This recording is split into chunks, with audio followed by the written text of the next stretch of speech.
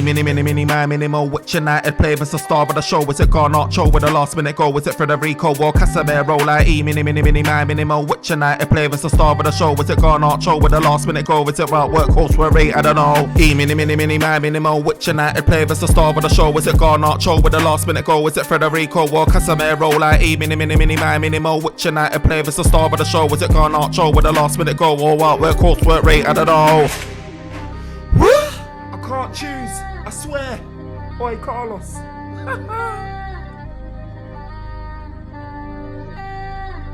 Yo, this is the OT99 Banter Room where opinions are shared and smoke get served. Look, we're back again with another show. It's your boy Firms and I'm joined today by Edwin, and today we are going to talk about our victory. We're through to the next round. Manchester United march on.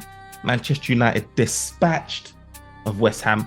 It wasn't a pretty game. It wasn't a nice game. It was one of those games that you have to grind out. But Manchester United ultimately got the victory, and that's what matters at this stage of the game. Manchester United are en route, on course to getting their second, or could they be getting their second trophy? Look, this is something we got to discuss about. Look, Edwin, how are you feeling today? I'm good, my bro. How are you doing, man? Bro, I'm buzzing. As you can see, I'm buzzing. Manchester United, yeah. It's just showing me why, like, they've just flipped a different switch this season. The work rate, the mentality, there's definitely a shift, you know what I mean? And I feel like even when we're performing poorly, Manchester United could get that result. And that's the result, that's that mentality that's going to carry us through. And if there's any achievements that we're going to get this season, it will be based, and the fundamentals will be based off that mentality, that hunger, that grind. And that's all coming from Erik ten Hag. So I have to commend that guy. I have to commend him. But let's get into it. Look, first half, Edwin, man, I would say we probably had about 10, 15, maybe 20 minutes. There was parts in the first half where Garnacho was doing his thing. He had opportunities, do you know what I mean? Like, he was taking on guys. His end product wasn't all there. You know what the first half was like? What's that? It was like pouring a bottle of Coke, yeah, or fizzy drink and being like, yeah, I want to get some fizz, yeah, and it's flat. Someone's left it to get flat. For like 3 weeks. It's been in there for 3 weeks. Trust me. The first half was just flat. There was nothing. We didn't make that much chances. Yeah, it's crazy. Even though we picked it up in the second, we looked very leggy, and we looked like we were winning already, 3 or 4-0. We're just trying to relax. We weren't really. There wasn't any urgency in our work. It was kind of a boring first half to watch, if I'm honest. I think, like I was saying, I feel like one, Erik ten Hag. Part of what contributed to that is the fact that he made so many changes. Look, we went into this game after coming off a massive game. Do you know what I mean? Winning the EFL and all of these things. And guys are getting like ribs. They've been getting played so many minutes. And I feel like Erik ten Hag's looking at the situation thinking, you know what, we've got Liverpool coming on the weekend. Do you know what I mean? We need to find spots, little gaps where we can at least give guys a little bit of rest. So obviously we saw no Rashford. We saw no Shaw. We saw no Shaw, Wan-Bissaka, no Varane initially. No Varane. Martinez, no Casemiro. Key guys. No Rashi. He came on second half. You know what I mean? Like he rested key guys. Obviously, you know, Sancho and all of them ones. Like, he made that decision to, you know what, I'm going to make these changes because these guys need to rest. Even if it is 45 minutes, they need to rest for. Let's get little rest. And he did that. I think it was important, though. Because you can't be playing them back to back. No matter, even if you want to win games, you got to spread it out. You know what I mean? 100%. And I know these guys are Fred initially as well. Even Fred. Look at our man, Federico, just doing his thing. Look, I love these guys. Look. So my thing about this team is we can clearly see there's a massive drop-off from the first team and the second team. You see Lindelof, we're praising him. He's doing well when he's playing next to a Martinez or whatever. But then when Maguire comes in, disastrous. You saw that chance when, is it Benrahma or something, licked in a pass behind the defence to Antonio. And you just knew when Antonio broke free and that, like, nobody was ever going to catch him. Yeah, it's just like he wasn't confident in finishing that. If he was confident, that would have been one. He even had another chance. He had another chance, which he hit it straight at the gear. Yeah. And you look at it and you just think, like, where we have, and this is the things that we miss about, like, guys like Casemiro, like Martinez, Varane, it's like they sniff out the danger, especially Martinez and Casemiro. They sniff out the danger before passes like that actually happen. Do you know what I mean? You would have had Martinez like rush into that ball. Antonio would have never got to it. Do you know what I mean? He would have. It's hard to say because he did rush into it in the second half. Remember, Antonio left him for that chance. So he skipped. I was shocked. It was different. Like, you know me, as I said, I've not always been the biggest fan of Maguire, but he didn't have a bad game yesterday. Like, he the way he's supposed to be defending, he defended yesterday. Keep on the front foot, get close, because when he gets close to a defender, there's only so much they can do by leaving him. But when they're 1-on-1 running at him, that's when the problem is. But he was winning the headers in the air. He was. That's what he does best. Yeah, he done all right. He done all right yesterday. Lindelof, you know what it is? It's not that either of them played so bad. It's just that the pairing of the two, it doesn't mesh no more. And maybe it just looks that much different now because we've got Varane and Martinez. Last season when them two were playing, because that's all we had, we were like, okay, cool. But now we've got two, world-class centre-backs that work well together. We're looking at those two saying, nah, it's not here. You know what I mean? The levels is just too much. The level drop-off is too much. And I know that Erik ten Hag is implementing his style of play. Like, he's trying to implement it and, do these things in training. But you need a certain caliber of player, it tells me. He needs a certain caliber of player to implement his style of football. He needs certain traits, characteristics. He needs certain skill set as a baseline. And I feel like when you have like with certain players, the balance, it just doesn't mesh well together. And I feel like he needs that balance. You need what saved him profile. Is someone like Martinez. See, someone like Martinez has already played for him, so he knows what's expected, even in training and that. And maybe Anthony's still got to show. With Casemiro, he's just a world-class player, so you just feel like anytime he would have gone to, he would have settled in. But like, even when he came on, you saw the difference in him picking up the ball, straight away, forward passing, everything. So I can't believe people compare him to Partey. By the way, just putting it out there, Casemiro's just he's different, man. He's different. He pops up. He knows where to score. He's regional. He knows when to make fouls, not to get booked. Like, his positioning is good. He's actually better. He's actually really good in the air. I didn't know he was that good in the air. He's different gravy, different Bisto. Bruv, you see Casemiro, he is a complete midfielder. That's the fact of the matter, right? We bought him and people figure, defensive midfielder. That's what, like, he's a destroyer. Nah, bro.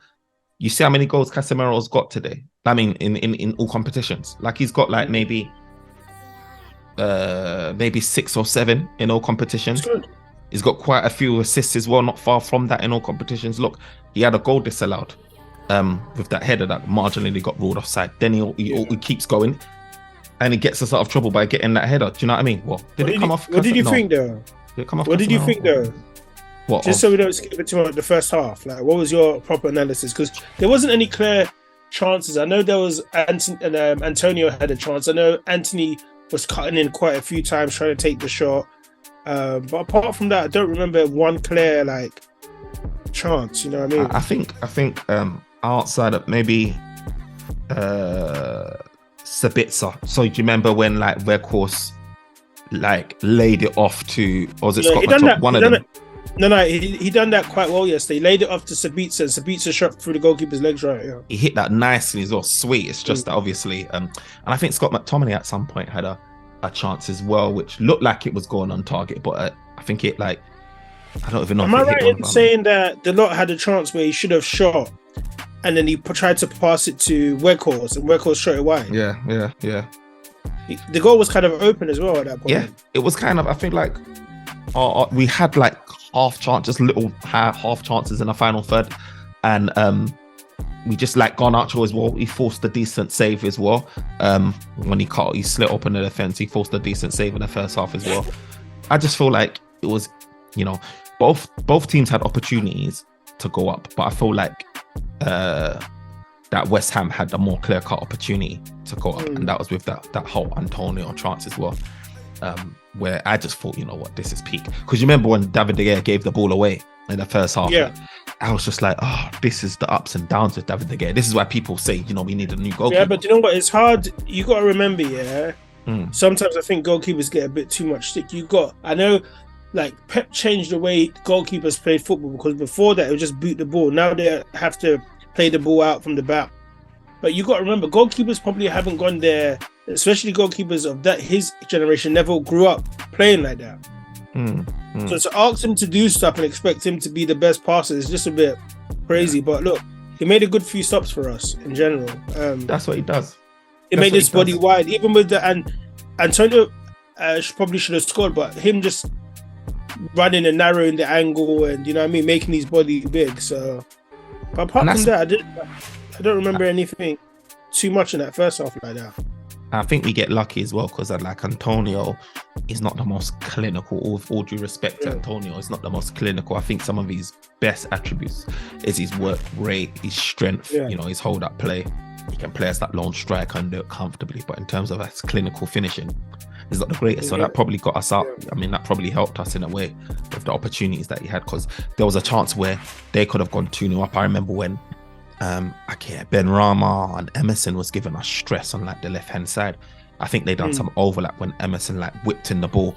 He smashed it across the face of the goal, and it looked like it could have been an easy tapping, but luckily for us, no one was on the end of that. And do you know what I mean? If we went 2-0 down, then it would have been another story. And the last thing that Manchester United wanted to do, even though we're really good at doing the whole second half thing, coming out and changing the game or comeback kings, be 2-0 down. Is be 2-0 down and happen to be doing extra time, because Manchester United's got enough games on as it is. We're trying to rest guys. The last thing you want to be doing is going into extra time, and the guys you tried to rest are not being rest. The guys that played the full 90 minutes now playing the extra 30 minutes, being burnt out. And then you've only got to look over a couple of days and you've got Liverpool staring on the barrel, waiting to smoke you in a derby in their ground, singing "You'll Never Walk Alone." So for us, I was more than anything just happy that the game was done in 90 minutes. And do you know what I mean? With Anthony as well, let me just touch on him because I know you mentioned him as well. I think he reverted back to that Anthony that were just like, okay, this is the Anthony that's not taken on players. Do you know what I mean? There's ample opportunities where he was standing up a man and you just want him to just try and knock it past the player, and he just doesn't do that. No. Doesn't do that, man. And it just frustrates you, man, because he could have a really good game. You know what I mean? Like when he came off the bench for Barcelona, and then he'll have a game like this where, you know, he's not running behind the defense. He's not stretching the defenders, and that's what you want from. That's what I loved when I saw him against Barcelona, and he didn't do that. So, but what was your thoughts on Anthony in here? I just feel like he's not utilizing his skill set. Yeah, he's a good dribbler.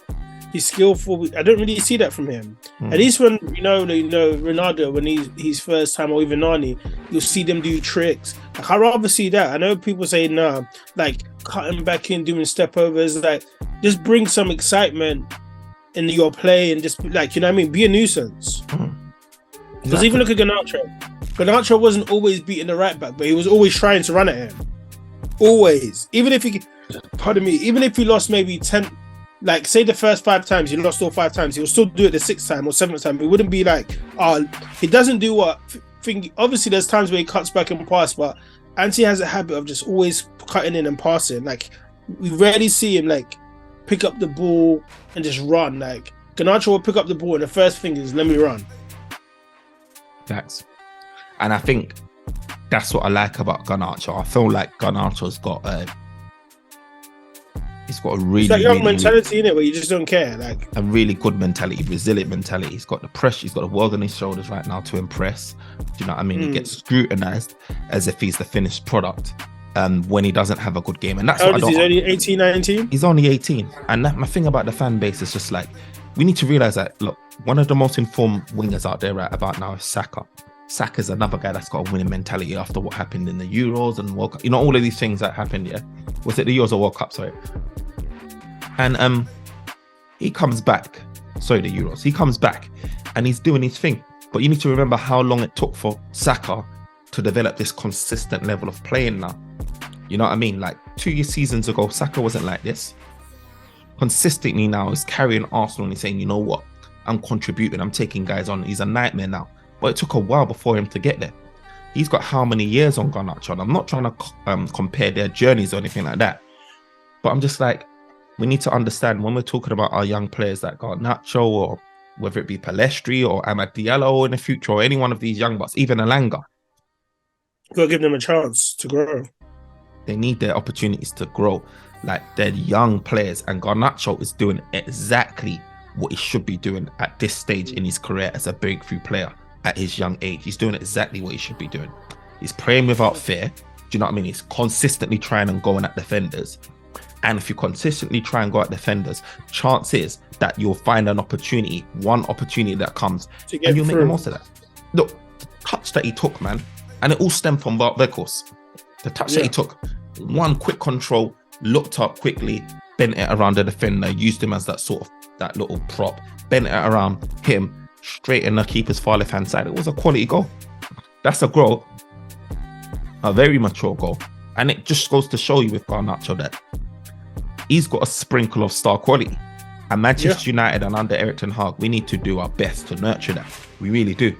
And bring it and bring that quality to the forefront in a more consistent basis, because, you know, this guy, soon you will have teams like your Barca's, Real Madrid's, your PSG knocking on the door trying to scoop up this guy. They're already showing interest.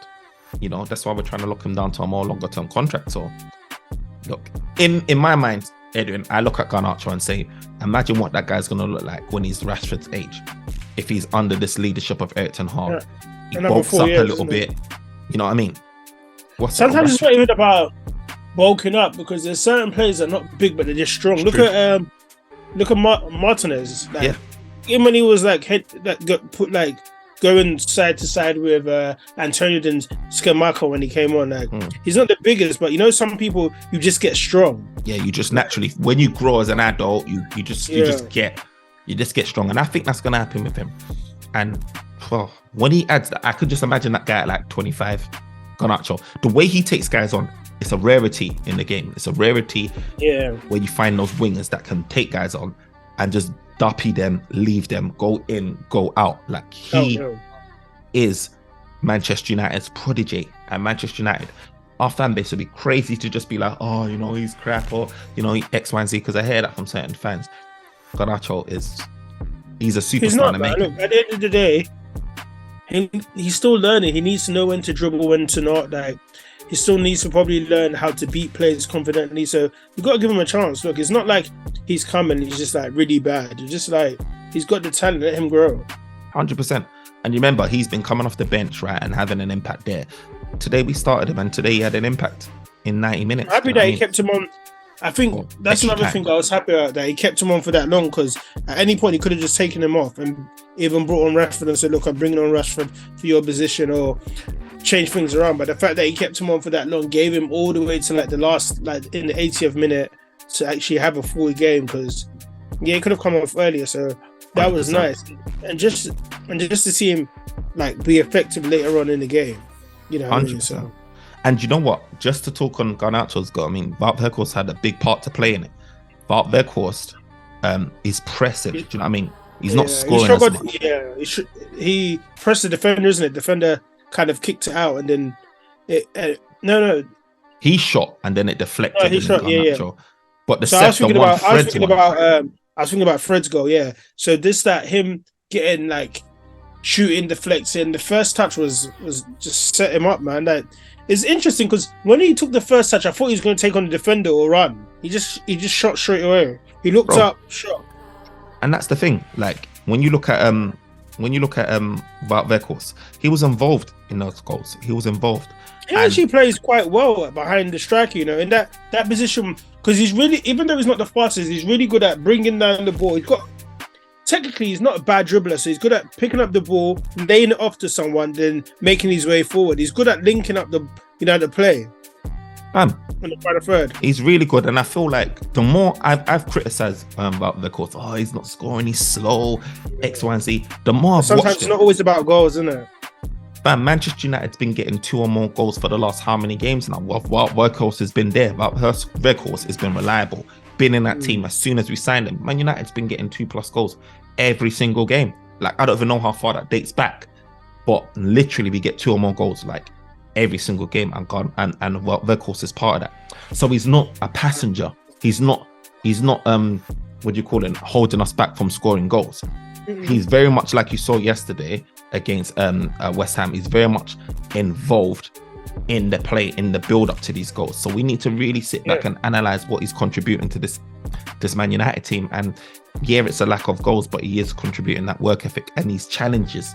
Do you know what I mean? May get brushed under the radar, might get overseen because maybe it might go to another player who then takes the lead and creates that goal. But Wout Weghorst is having a lot to say. But look, for me, Edwin, I would say, do you know what? If Manchester United wanted to say, do you know, they wanted to sign Wout Weghorst, I won't be opposed to it.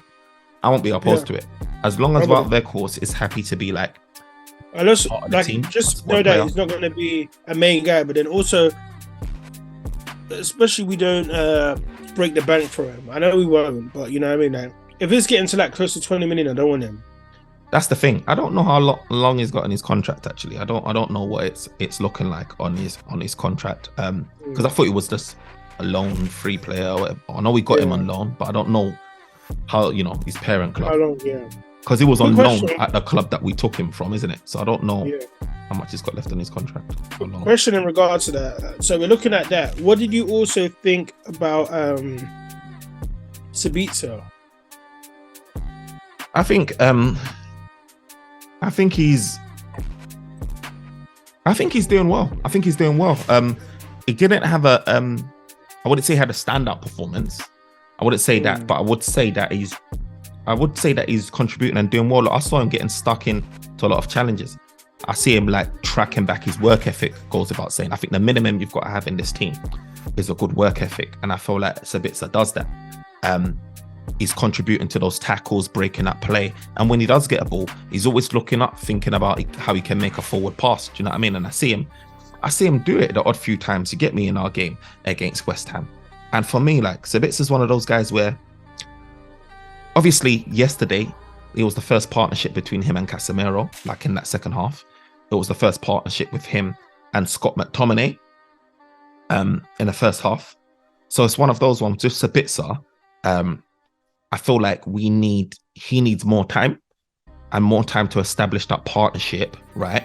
With who he's going to be playing next to, like whether it be Casemiro, whether it be, you know, Fred, Eriksen, whoever it is, he needs that time to develop that relationship with them and understanding of them of how he plays. Right now, he's being mixed and matched with various different people, and he's not being allowed to establish that relationship. So, but for me, man, from what I've seen of him, he looks like a good, decent player, and he's just adapting to the Premier League, which he hasn't played in before. You're on mute, bro.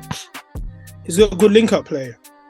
Good link-up play as well. Really good link-up play. He's a baller. Do you know what I mean? He's a baller, and those guys will thrive in our team. Look, I've heard rumours about Sabitzer. Bayern Munich could be happy to sell him for 20 million euros, which is probably about somewhere between, I don't know, 15 and 18 million pounds. You know, Wout Weghorst, I wouldn't speak. I'll do that. You know what I mean? Wout Weghorst will probably be 10 million or less, around that region anyway, give or take. Look, it's two guys that work hard for your team, that is contributing to your team and not passengers, for under, you know, 20, under 30 million for both of them. You know, 30 million for both of them. Bank it, and then go and get in your star quality players that you need. That's we need to. As much as we want all these stars, we actually need a team. You need a team. What's getting Man United through is the team, is the squad depth. Like, how many times have we relied on Wout Weghorst? Even though you're not happy with him, look, he's had that presence, he's had that impact. He bossed Barcelona. He's the reason why we're still through. Do you know what I mean? Here today. Do you know what I mean? So, and then you look at Sabitzer as well. Like, he's coming where we had no midfield. Do you understand? We would have been having to call on Kobe Mainoo if it wasn't for him, because Scott McTominay was out, Eriksen was out, Donny van der Beek was out. All of these guys were out. Casemiro had bans. So, like, we've brought in the right guys, and it just shows that, you know, we've entered into the market, and this goes back to Erik ten Hag. He's entered into the market where he had limited funds, and he absolutely got it spot on in terms of the profiles that was available. Yeah, in January. And he absolutely got it spot on with the profiles that he brought to the club with literally no money. And I think that's a big shout out to Erik ten Hag. That's a big shout out to him. Do you know what I mean? You have to understand that with Wout Weghorst as well. Like, he's not like our number one. With all due respect of our records, it's not our number one option, and even Sabitzer may not have been our number one option. Obviously, he wanted Frankie de Jong, and he wanted Darwin Nunez back in the summer, didn't get him. He looked at João Felix and all of these guys. So these are situations that Erik ten Hag's been put in due to the circumstances of how the club is being run. Yeah, he's always making the most. He's always making the most, and this is what I trust. Like, whoever he goes for, he's gonna get the most out of them. People are querying Anthony, but look, he's maximizing getting the most out of Anthony that he can at this present given time. And I'm sure that there's a little bit more wiggle room for growth with Anthony. So, look, we just gotta be patient with the manager. Obviously, everyone's backing him and behind him, excited. And we just know that the players that were a bit like about he's gonna improve them. Look, he's already done. We've got no reason not to believe, because he's already done it with like 90% of the squad already. So for me, man, I'm backing him still, man. I feel like we can go. I feel like we can do big things, man, with this management. Look, and then you show in the FA, just going back to the FA Cup, Manchester United got drawn up against Fulham at home. Fulham at home. That's good. What's your thoughts on that? Do you think like we've got the... You know what, Fulham are, like, one thing I'm not going to say is an easy game, because like no game is really easy. As I said, like we saw Southampton get kicked out yesterday, right, by a team they should, on paper, they should have just easily been through. And we got to remember as well, Fulham are doing well in the Prem. Tottenham. You know what I mean? They're doing well in the Prem. Like, so it's a game we should win. It's a game that we should win, but I think the way Man United are playing, I'm confident that we'll go through. Yeah, I'm confident as well. The only real threat that's left for us right now is City, but you have to also be careful that and not take your eye off the ball, because at this stage, any team if they're in the quarterfinals, they're there for a reason. You know what I mean? And to be fair, like Fulham's been playing decent this season as well, so I think it'll be another big risk. I think it'll be a big risk to try and fill out that many changes against Fulham, because Fulham. When's the game? On the 18th, right? So it's not next week, the week after. Yeah. Okay. Because you remember with Fulham's been on a really good set of they've been on a good run. They haven't lost the game since maybe like somewhere in January. They've gone a few months, just getting wins or draws, more, wins probably, or kind of even. So we can't afford to be just saying, we're going to be making massive wholesale changes and expecting it not to be a difficult game or to walk over Fulham, because I feel like Fulham's going to be a different kettle of fish, a different beast. Than what West Ham posed. West Ham's not even in really good shape. Do you know what I mean? West Ham's a team that's sort of fighting relegation, or not? Yeah, battling relegation. Only kind of like 2 points from the drop zone. You know how it is, man. We say that, but then teams tend to just turn up against us. So. I know. But I mean, Fulham's in really good. Fulham's in really good form, and West Ham has been a bit choppy with their form. Yeah. So. Yeah. What do you think about the tie? I think that was a decent tie. We're at home. We've made this season a fortress. Do you know what I mean? So for us, I feel like if we're going to face Fulham, at least we're going to be playing them at home. And, the Stratford Inn's going to do what they do. You know what I mean? Where they absorb that ball into the net. Do you know what I mean? And we get that victory. And I just feel like Erik ten Hag's going to probably start with Casemiro in that game, because we know how important he is. He probably is going to play Rashford in that game as well, and start them. And if anything, if we've got that opportunity to take them off, then we'll take them off. But I feel like we're going to do that. And then because you think about it, we got a big gap between that game, so that's on the 18th of March, right? And then we've got our next game is not to the 2nd of April. So this is going to be some time to rest. It's going to be a long time. Like one of the first times you can actually just take a breather and say, do you know what, I'm not playing another game. Yeah, so it's not really that. It's not. If we do play the players quite a bit during the next couple of games, it's not too much of a problem. Exactly. So I'm saying that we can actually play the full squad. I'm saying we can play the full squad against Fulham. You know my only problem is now, right? Back to the game, right? Man United need to stop just turning up in the second half, because if they start losing and there's too much of an uphill battle, they're going to struggle. They need to turn up in the first half as much as they are in the second half, because it's not every team you can do that to. That I know they've got away with Barcelona, Man City, maybe Arsenal. This recent game where they just turn up in the second half, they need to be careful because someone's going to get their number one day. Like, if they're just like, look, let's press them in the first half, get goals and shut it down in the second half. You know what I mean? So they got to be careful that they're not too reliant on just being able to turn up, because what happens if it doesn't come together in the second half? Bro, do you remember when that's what happened with when Barcelona was a game of two halves when they came back, kind of. Leeds, do you know what I mean? When we tried to come back, we didn't win that game. It felt like a loss to us. You know, we ended that game 2-2 before we, you know, avenged that result. So Manchester United's in a sense, like we can't, like you said, like Arsenal. No, that wasn't really a game of two halves. It was more like 3/4 to 1. Man United. Oh, trust me. Yeah.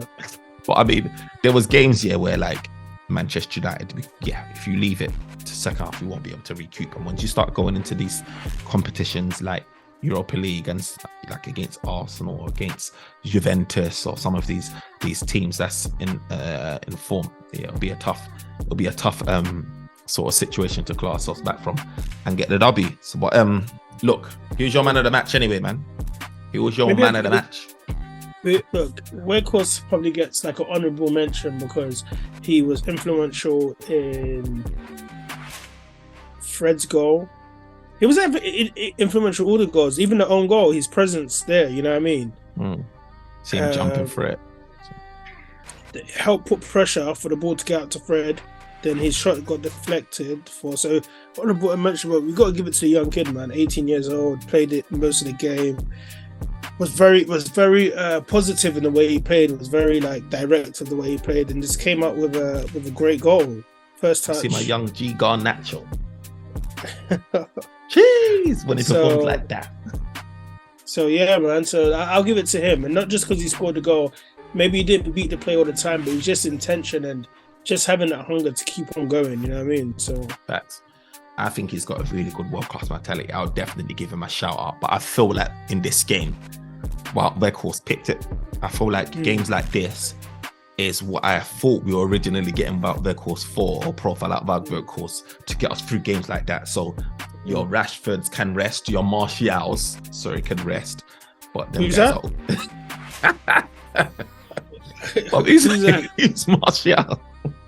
Oh, okay. Yeah. Swear down. This is my thing. He'll be back. He'll be back soon. He'll be back soon, bro. TBC. And then on holiday again. I swear down, bro. And that's my thing. So about Weghorst, man, he's doing a good job stepping up. And like you said, he was involved in those goals, man. Fully involved, man. So I have to give it to him, man. Big shout out to Wout Weghorst. And I know that Wout Weghorst's goals will soon come, man. And once it comes, floodgates are going to open. So look, I back you Wout Weghorst for this one, man of the match to you. But guys, let us know what you think in the comments. Let us know who your man of the match was. Let us know if Garnacho is on course to being world class, dare I say it. Do you know what I mean? And let us know what your general thoughts is against our fixture against Fulham. And let us know what your thoughts are, man. Would you go full squad like we said? Or do you mix it up again? Remember to like, comment, subscribe. OT99 Banter Room, where opinions are shared and smoke gets served. We'll see you again for the next game against Liverpool, where hopefully we're going to get another W. Smoke all day, every day. Thanks, bro. Until next time. Peace. Think about it.